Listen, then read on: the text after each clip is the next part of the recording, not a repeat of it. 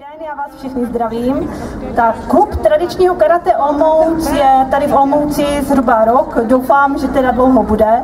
Zaměřujeme se na výuku karate tradičního pro děti i dospělé. Takže pro všechny skupiny cvičí odděleně. Pro děti je všechno vedeno zábavnou formou. Děláme spoustu akcí, soustředění letní, zimní, výlety a tak dále. S dětmi našeho klubu jsme si nachystali pár ukázek. Součástí výuky je samozřejmě i nějaká etiketa a pravidla dojo, to vám také ukážeme.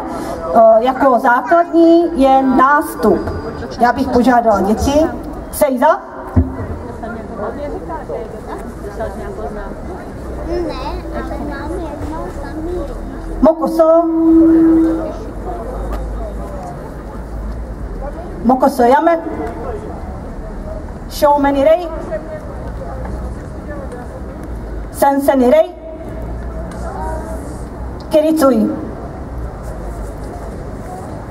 To jsou nějaká pravidla, která se prolínají samozřejmě i do života dětí, do jejich cesty budo. První ukázkou bude kata. Je to stínový boj proti fiktivnímu nepříteli. Je to sestava bloků, úderů, kopů, kdy máme katy žákovské, katy mistrovské a děti se všechno postupně učí.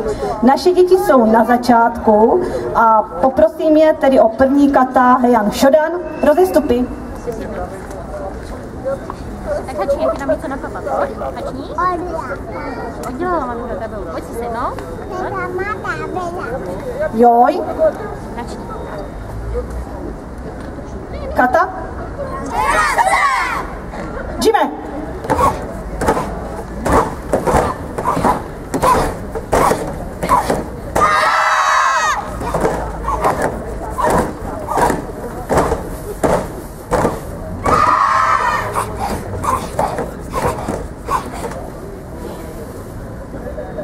Výborně.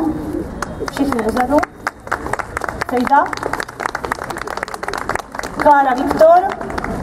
Klára Viktor jsou mírně pokročilé stupně a ukážou nám další žákovskou kata, to je Heian Yondan. Kata. Joj. Jime.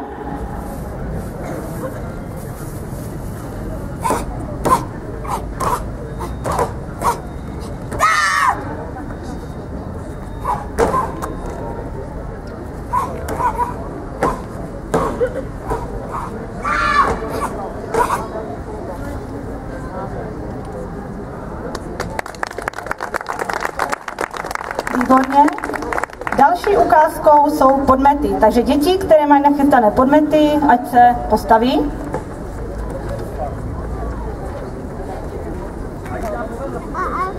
Podmety jsou ukázkou boje kumite, protože je to samozřejmě zaměřeno i bojovně, tak kumite je vlastně boj soupeř proti soupeři. Naše děti se ale opravdu nebijí, je to bezkontaktní karate, takže je všechno fiktivní a neublíží si. Tak poprosíme děti, podmety.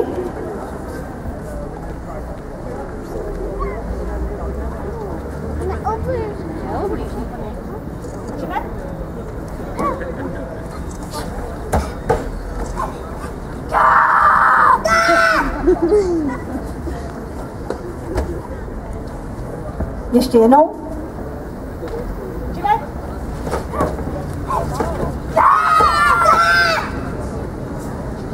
Děkujeme. Do sejza.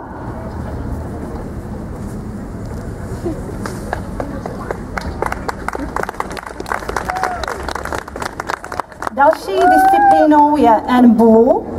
Poprosím Kláru a Viktora a tato disciplína je závodní disciplína, cvičí se až u vyšších pásků. Děti s touto disciplínou jedou na závody, máme národní poháry, máme mistrovství ČR, máme různé mezinárodní poháry a také mistrovství Evropy. Poprosila bych hudbu.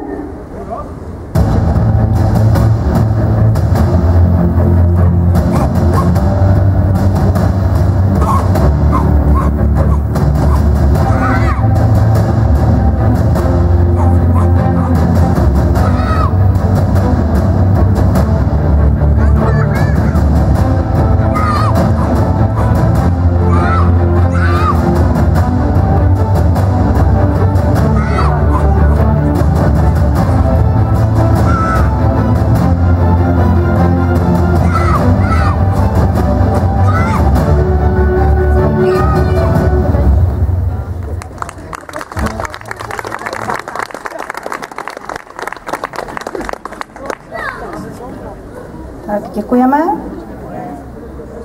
Sejza. Poprosila bych další ukázku, to bude útok na Viktora, takže poprosím Viktora, Ondru a Ondru. Toto je ukázka toho, že i menší obránce se může ubránit větším útočníkům.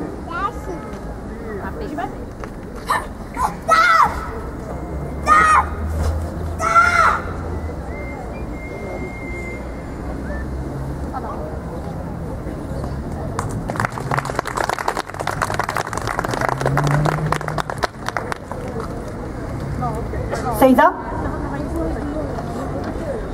Poprosím rozestupy na kihon. Jedna z dalších disciplín je to takový základ, kde děti se učí základní kopy, údery, bloky, které potom sestavujeme do jednotlivých kata. Kamaje, Jime? Nenamadaš? 3krát vpřed ojcuky, poslední kjaj. Ič. Ni. San. Vzad a gjouke. Ič. Ni. San. Kamaje, Jime, příprava na majkery. Ič. Ni. San. Vzad, pokud si další šotouke. Pokud si další. Ič. Ni. San. Děkuji. Sejza.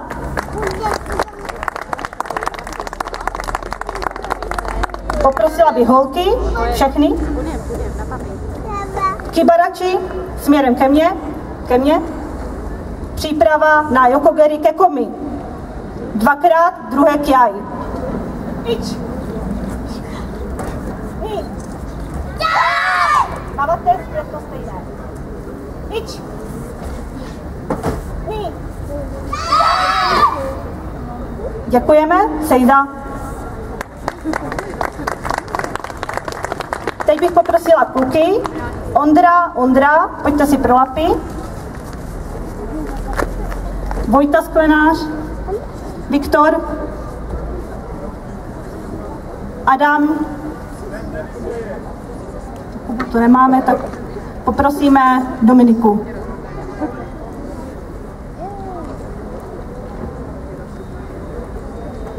Vytvořte si dvojice, výborně.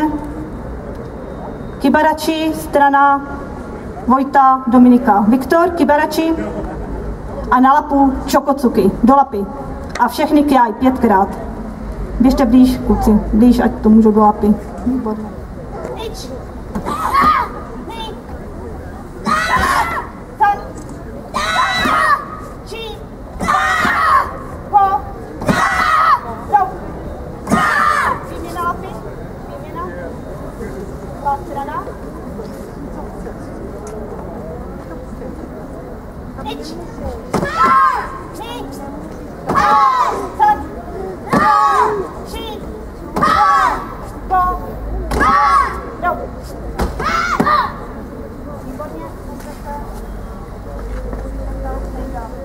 Děkujeme.